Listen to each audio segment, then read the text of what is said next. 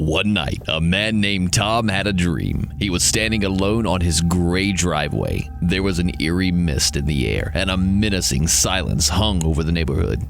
A hearse came crawling slowly on the road, its black paint gleaming, though the area seemed completely deprived of sunlight.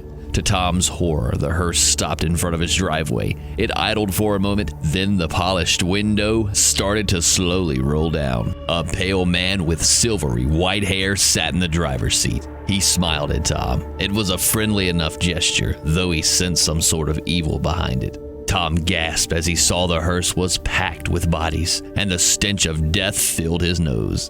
Most of the corpses appeared to be screaming, fear in their lifeless eyes. The man driving the hearse said in a cheery voice, despite his depressing job, "There's room for one more," and winked at Tom. He waited a moment for Tom's reaction, then rolled up the window and drove off into the mist. Tom awoke in a cold sweat. His heart was still pounding from his dream. "It was just a dream. Don't get so worked up," he reassured himself. Looking at the clock, he realized it was time to get to work.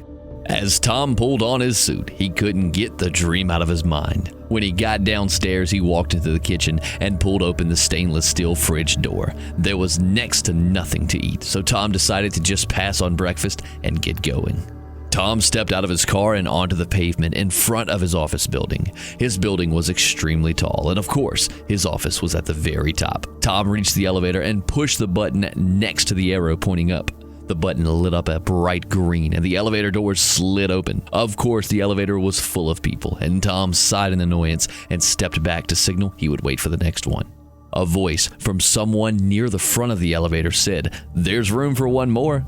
Tom spotted the man who had spoken and froze. It was the hearse driver. He winked at him, and Tom stammered, No thanks. I'll just wait for the next one." "All right, suit yourself," the hearse driver replied, and the door slid shut. That was weird, Tom thought. No, it must have been a coincidence. But how could he dream about a man he had never met before? Tom tried to push this out of his mind as the elevator went up noisily as usual. 1 floor, 2 floors, 3 floors, all the way to the top floor. Suddenly, there were loud screams and a huge crash. Tom later discovered that the elevator had failed all the way to the basement and crashed.